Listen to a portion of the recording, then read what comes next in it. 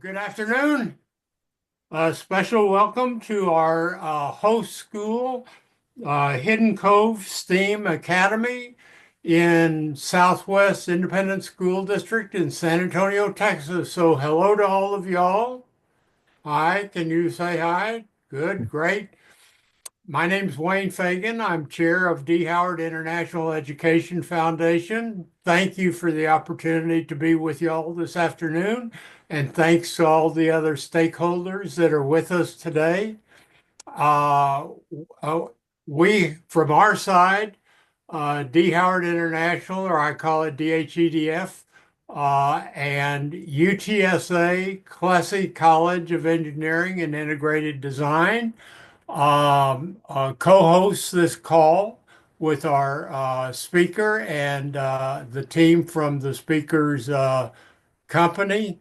And so Jill Ford from Classic College is with us, and Carlos Velez, who will be moderating after the introductions from Classic College, is with us. So Jill, if you'd like to say hello and a welcome from UTSA, that would be great.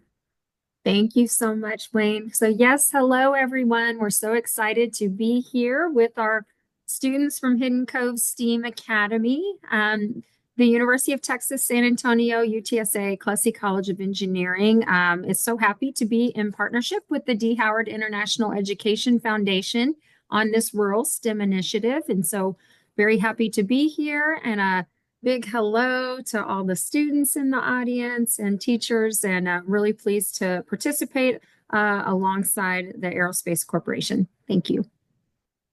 Thank you, Jill. So we have the pleasure of having with us as our special guest presenter, Jonathan Binkley, who's Senior Project Leader, Engineering Program Management and Systems Engineering from the Aerospace Corporation. And I see that we have also others, I guess, with us from aerospace. Is Leanne with us, or Leanne, are you with us? Wait, we're Leanne, just on camera. huh? Pardon? She's just there. She's just off camera. Yeah, just to the side. All right, Leanne, if you would like to introduce yourself and the other team members, other than Mr. Binkley, Yeah. okay.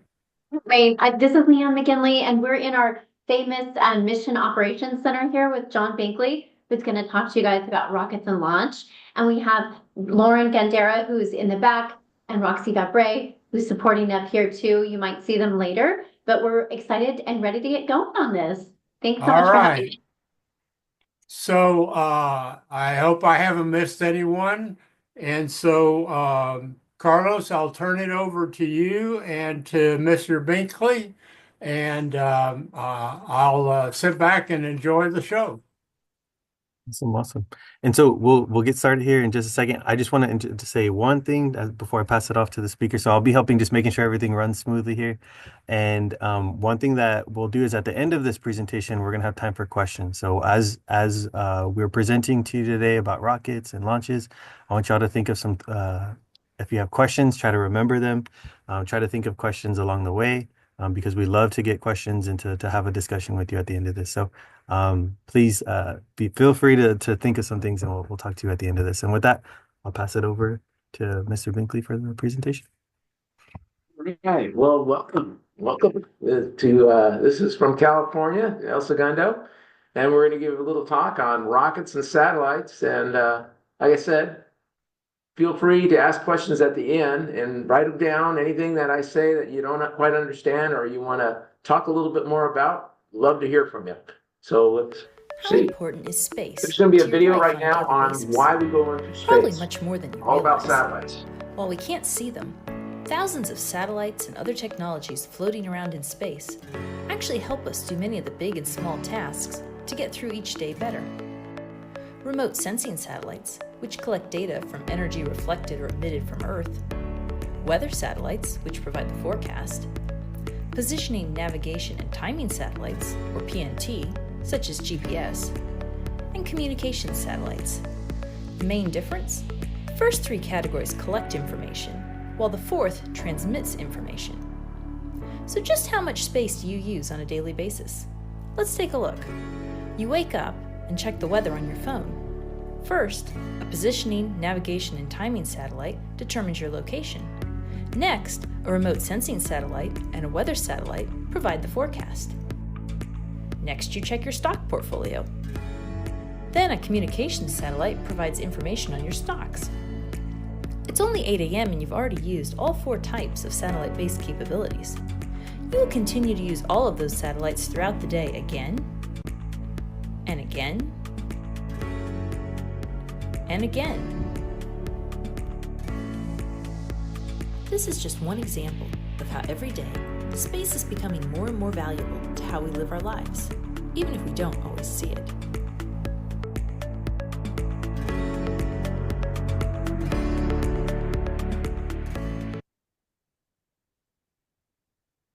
Sure. Okay, a little bit about why we go into space. This will add on to the movie that you just saw. And in the upper left-hand corner, you see a globe and you see an aircraft. Other side of the world, you see a soldier. And they want to communicate with each other, but unfortunately, they're not in line of sight. And so you see a satellite way up there, and this is called a communication satellite. It enables a soldier to send a signal up to the satellite, and that satellite just relays that message back to the soldier. So we've been using communication satellites. You use it all the time, not just for voice communications, but for signals like your internet and imaging and all kinds of things. We also have, you see a weather pattern right there. It looks like it's coming in the Gulf, and you've probably seen this on TV, weather satellites, and they've only been around since probably 1970s, 80s, and we've gotten better and better at predicting weather because of it. In the past, we lost a lot of people because they didn't really know what the weather conditions were, and they sent out boats and stuff, and they got stuck. So, and certainly you wouldn't want to go out surfing in a hurricane. That's probably bad news. So it's good that you have this ability to look at and know what the weather is and make those predictions. You see a little GPS screen there, and we probably all have GPS that tells you where you are. It can your parents could keep track of where you are, and that's so important. So next you see a picture of Saturn, nice image of Saturn that's taken from the Hubble. And one of the things I'm just gonna put it in your head. We have telescopes on Earth. What's the big advantage of having a telescope in space? So think about that a little bit. Now, you could think of a telescope in space as just a big sensor, and it's picking up heat. And a good example is picking up heat from Saturn that's getting a reflection from the sun. That's how we see it. Now we have in the middle, you got this image. It looks like a Google Earth image right in the middle. It looks like it has a football field in the center. And that's just where we turn the sensor, instead of pointing in the sky, we point it to the Earth. And so we've seen those. And in the far right-hand corner, you see a kind of a yellow stream. That's a satellite that just picks up heat. And it could pick up all kinds of sources of heat. That could be heat from fires, volcanoes, missile launches, even ice that's reflected from the sun. So, and we take advantage of that. That's energy that comes back to us. And we can predict where the hot spots are.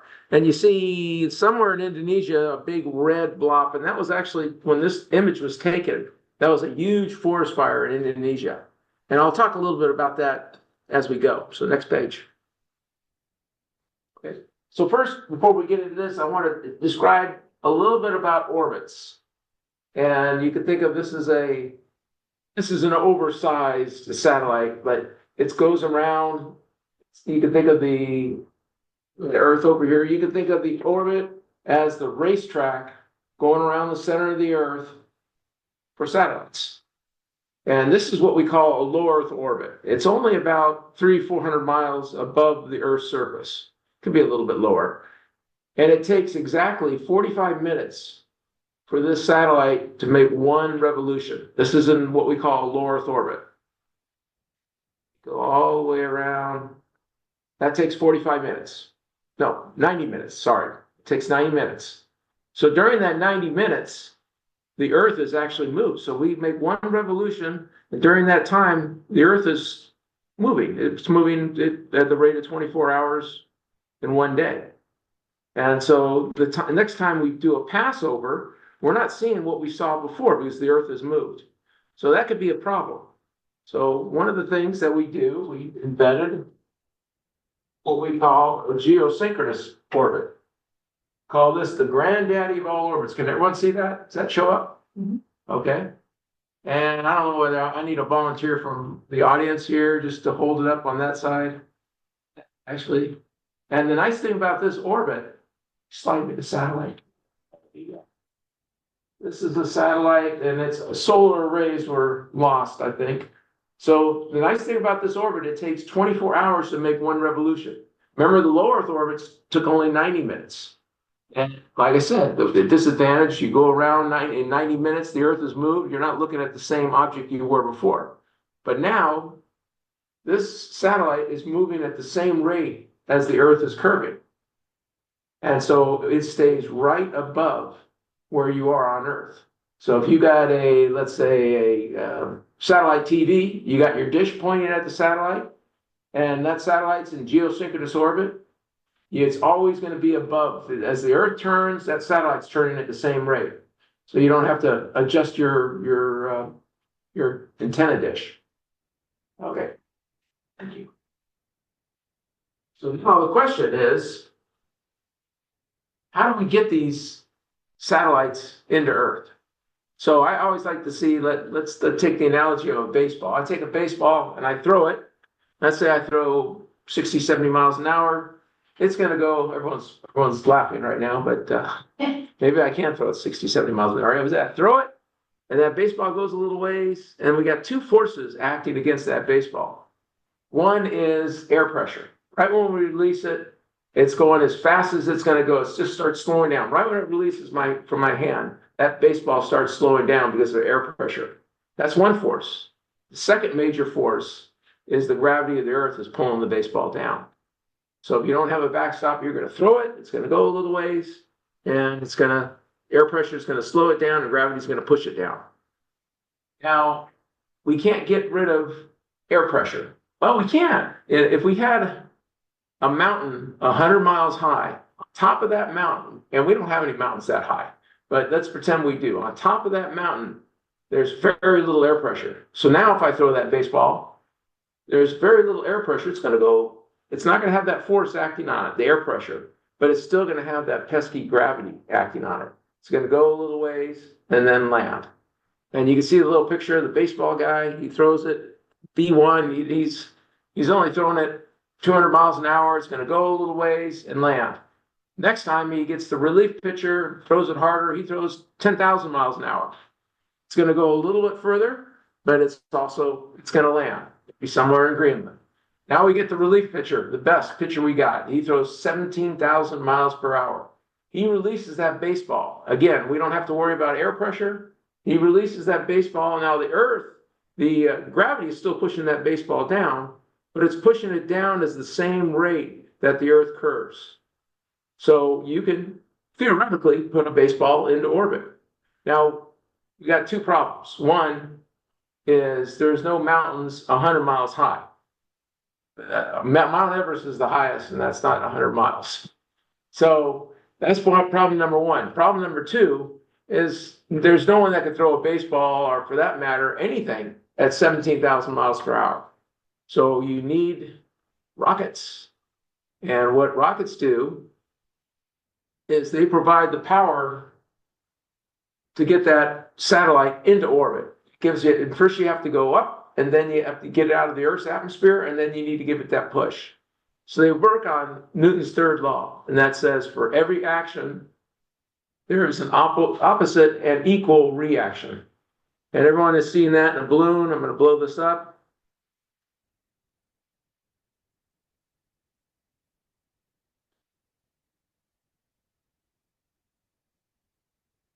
And what I'm going to do is I'm going to release it. The action is going to be the air coming out this little nozzle right here.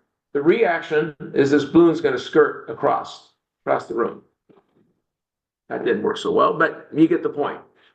So what we do for rockets, use the same principle. This is a rocket engine, very powerful rocket engine. It's attached to the rocket itself, and it's going to be burning propellant out this nozzle, thousands of pounds per second, burnt propellant coming out this nozzle. And it's coming out fast. It's coming out about 10,000 miles per hour, depending upon the engine. And when this thing comes out, that's the action. Reaction is this rocket engine taking off in the opposite direction. And you can imagine how much power you have to get this thing to lift. Some of these satellites that we want to put into orbit are very large, and all the weight of the fuel that's going to be burnt in this propellant and in this combustion chamber, it's a lot of weight. So we need very powerful engines. So, like I said, the first thing a rocket does, it wants to get the rocket spacecraft out of its orbit, out of the Earth's atmosphere, and then right then it gives it that 17,000 mile an hour push. One thing to note, if you gave it 24,000 miles an hour push, you'd actually leave Earth's gravitational pull. So we have to do that when we send any kind of planet, any kind of spacecrafts out of to visit planets, to visit the moon. We have to get out of Earth's atmosphere, and so that's a big push. So these are the three spots actually that we launch from. Right there, you'll see on the west coast, you'll see Vandenberg Air Force Base, and from where we work, it's only about 300 miles north of us. And we actually, on a nice clear day, when they launch, they come right across the ocean. We can see them down. We go down to the beach and we can see that launch. If it's a nice night, uncloudy, it's beautiful. It's very spectacular. We also launch. Most of our launches are from Cape Canaveral, Florida, and that beam that you see is all the areas that we can launch from. The directions that we can launch from, and we also are launching from Boca Chica. We're just talking about that. I think that's about a 7-hour drive from San Antonio, and it launches one of probably the biggest rocket that we have. It's called the Starship, and you can see that it's got a very tiny slither that it can launch into, and that's because we don't want to launch over land. In fact, we can't do that. That's why our California launches, they don't go. The ones from Vandenberg, they don't go across the country because we have debris coming off. We also have the possibility of the rocket exploding over cities. So we always want to launch over water. And so, again, you can see that it's a very tiny little slither where launches from Boca Chica appear. Next chart. Okay, so you got all that. And the next question is, when we first got started in this rocket launching business, it was very, very challenging because we didn't really understand the technology. You have to take this big, heavy rocket and its satellite that you're trying to put into orbit into space. It takes a lot of power, and we were just beginning. So I'm going to show you a video of some rocket failures that occurred. A lot of explosions. Everyone likes explosions. And just a warning, there was no astronauts on board on any of these launches, so no one was hurt in the making of this video. So let's go ahead and roll it.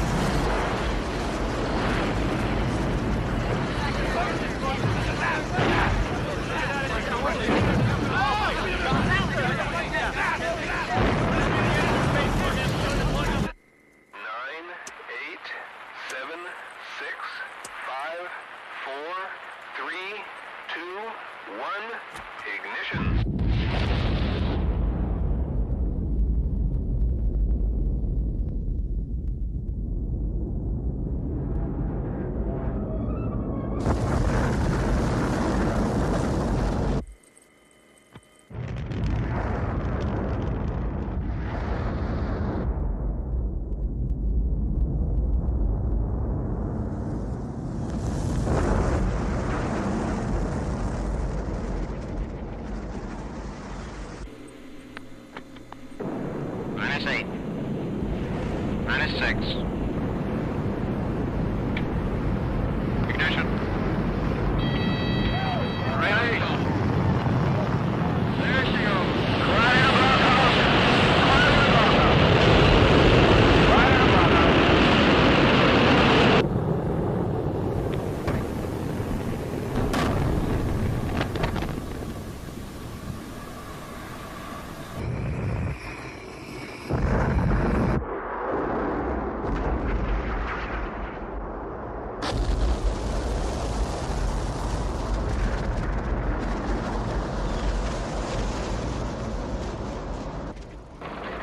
Second.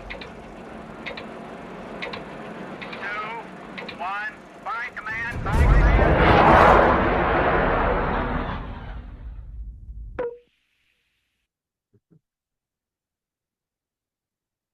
Okay, so you can see back in the days, we started first launching in 1957.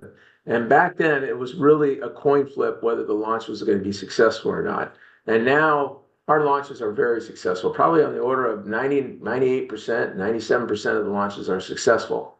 So back then, they persevered. We had a lot of launch failures, and they fixed what the problems were and got it back in working order. And so one of the questions I like to ask about that video is, what if you were in charge of all space, what would you do to prevent these kinds of failures? And like I said, it's gotten a lot better over the years, and our launch rate success is very, very high.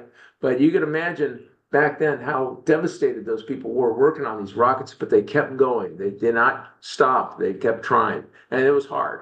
So anyways, I want to run by some of the really cool applications in space. You see here an astronaut. He's on the space station, and he's unfurling a solar array.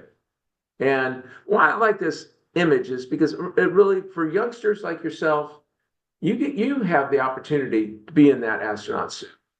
And obviously, it takes good grades. Also you want to work very hard, but it could be you. And what a job. Next chart. Okay, we had a spacecraft that went to an asteroid, and it rendezvoused with that asteroid, and it landed right on top of that asteroid, and it took samples and put it in this very vacuum chamber container, and it took those samples, and you can see that parachute at the far end. It actually deployed those samples back to Earth so we can study them. And these samples were from an asteroid 4.5 billion years old. That's 4.5 billion years. And so, and that's the first time they were uncontaminated from the Earth's atmosphere. So we got to look at what objects looked like that long ago, unperturbed by anything. Next chart. Here's another asteroid satellite. This one again rendezvoused with the satellite. It got close in proximity to the satellite, and then it just slammed right into that satellite. Into that asteroid. Slam right into that asteroid. Now, why on Earth, a completely defensive asteroid, not harming anyone, why would we want to slam into that? And so the answer is, at some point, we want to be able to deflect the orbit of a satellite, of an asteroid coming towards Earth.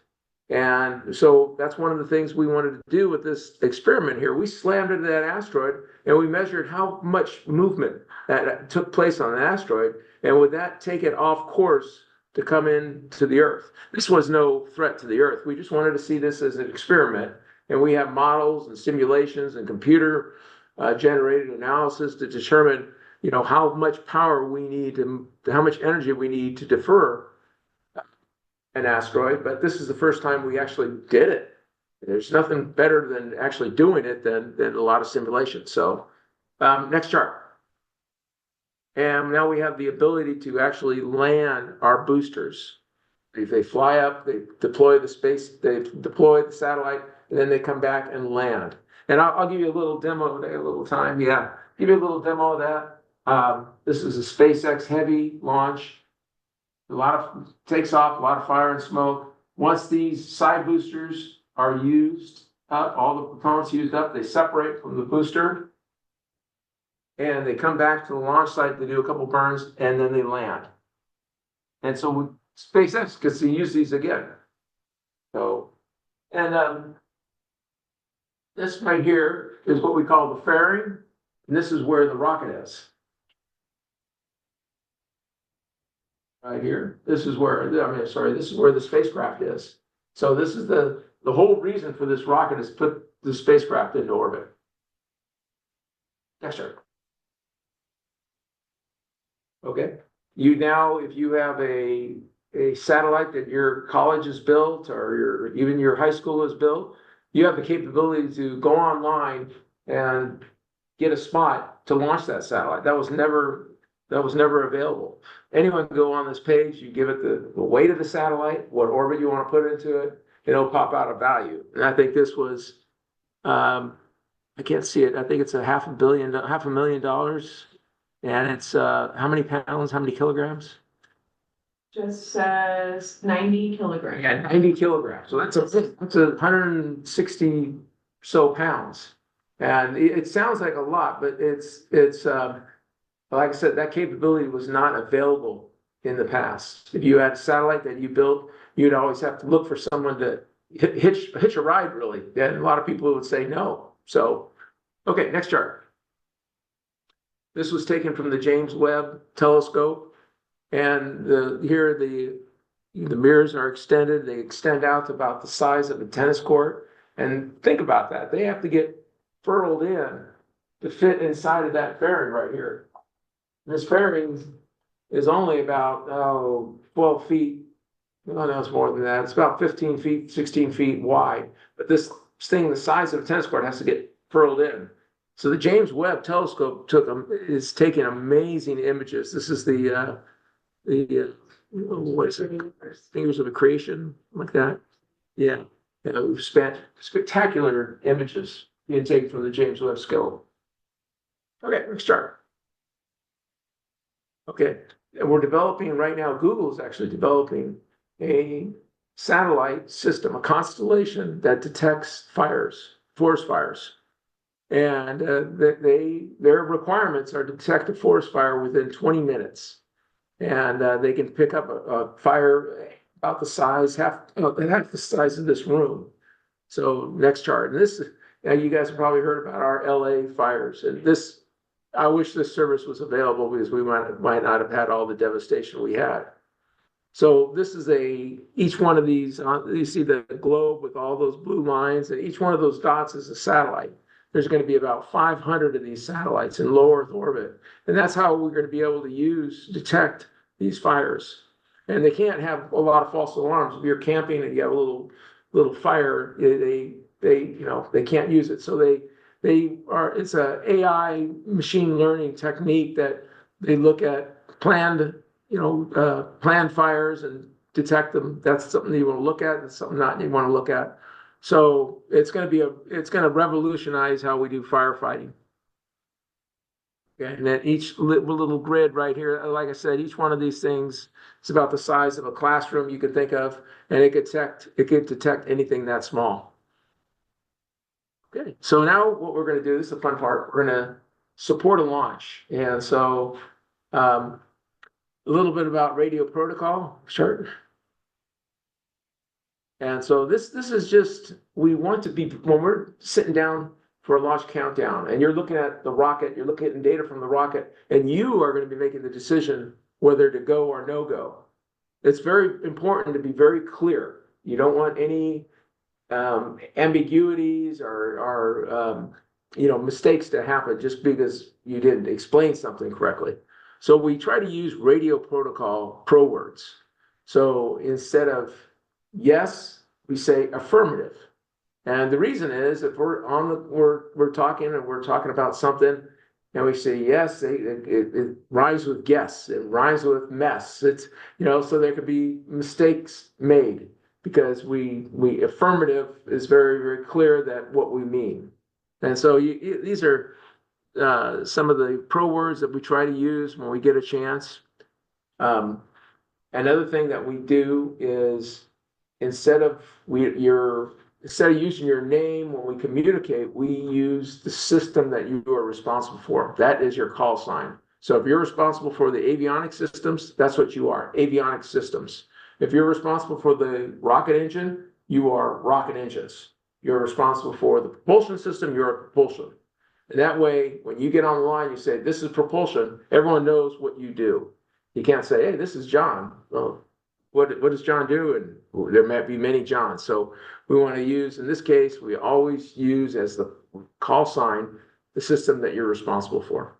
You also have these military alphabet. We try to use that when we send codes. We give codes across, like if I want to give the code C, D, A, B, instead of saying C, B, A, D, which could be, you could, they kind of mend together. You have to sometimes question what you heard, but you say C, D, okay, Charlie, Delta, Bravo, Echo. So you want to replace the letter with the forward, the military alphabet. And so this will we're going to give you an opportunity to try this out. Let's go ahead and go. Oh, another thing, very, very important, is when you're communicating with somebody, when you first open that communication line, you want to say who you are talking to. I want to say, there's propulsion. I want to say propulsion. Then I want to say who I am. Propulsion, this is the launch conductor. And then I ask the question, how's system A looking?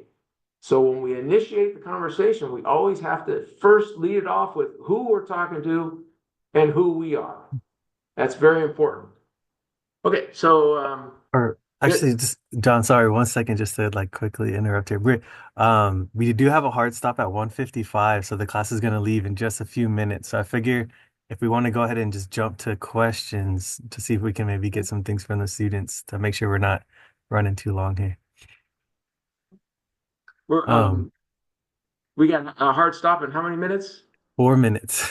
So Okay, not let's too just go much. let's just go to questions. Yeah, We'll have yeah. to do this again. You guys are gonna have to come out to California. It's a long field trip. Yeah, Okay, so we want to open it up to y'all. So any of the students do, oh, I see a bunch of hands. Hello, y'all. Let's go. Do any of the students want to come up to the front and maybe ask a question to Mr. Binkley here, and anything about rockets, space, maybe some questions you have? Teachers, if you're there, would you like to call on any students to come up?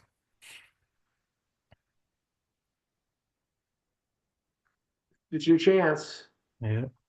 Yeah, here we go. We got somebody. I just wanted to know. Talk loud. I want to know I want to know. Wait.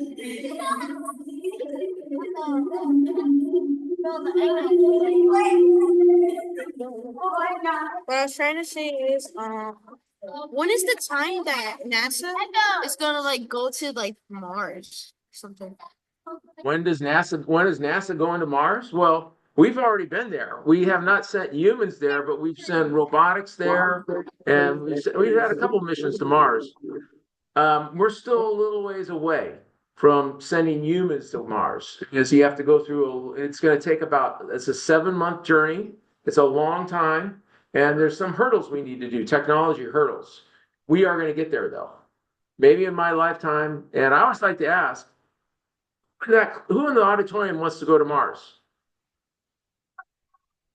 Oh, there's a few hands. Now, who in that auditorium wants to send someone to Mars? Okay. All right. Great question. Yes, that was an outstanding question. Outstanding question. Any more?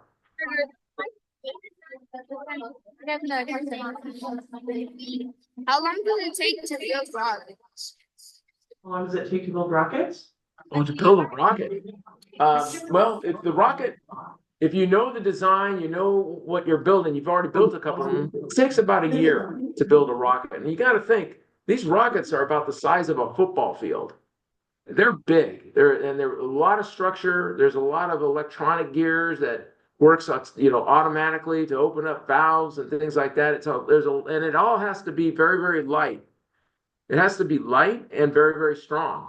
And sometimes those two contradict each other, because you want it to be light so you can lift it off the ground. But it's got to be strong because it's got to withstand all the Earth's atmosphere when it's going, thousands of miles per hour. So it's got to be very strong. But in all, if you have the design, you've already built them, it takes about a year. All right, I think we have like 1 more minute left. So is there one more question that we could take?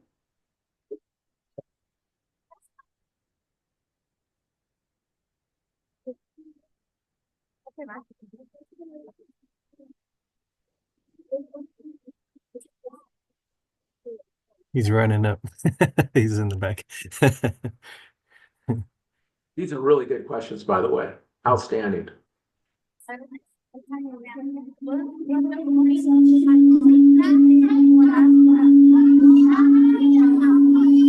Is there a last question? Oh yeah, here he is. What do you do if you run in? Oh, here she is. My bad. Class, You could. write down, please. Right, I go. almost got a question. What do you do if you run? What if you I run didn't get the last into part of that question. the sun with your rocket? What if I run into the sun with my rocket? Yeah. Yeah, we have typically that doesn't happen because we don't have the power to get there, and that's not in our orbit plans. They typically if a rocket malfunctioned enough to get off its course, we have what we call a flight termination system. We can blow up the rocket because we shouldn't have rockets going into the sun. It would melt the rocket right away. We got one more? Thank you. No, that's it. All right. Well, Yeah. thanks for hanging out here. I'm inviting everyone to come out to California. Today it's raining. It shouldn't be raining, but to see a great launch, that'd be outstanding. Thank you very much. Yep. Thank you, class. Thanks for being here. Thanks for being a part of this presentation. Thank you.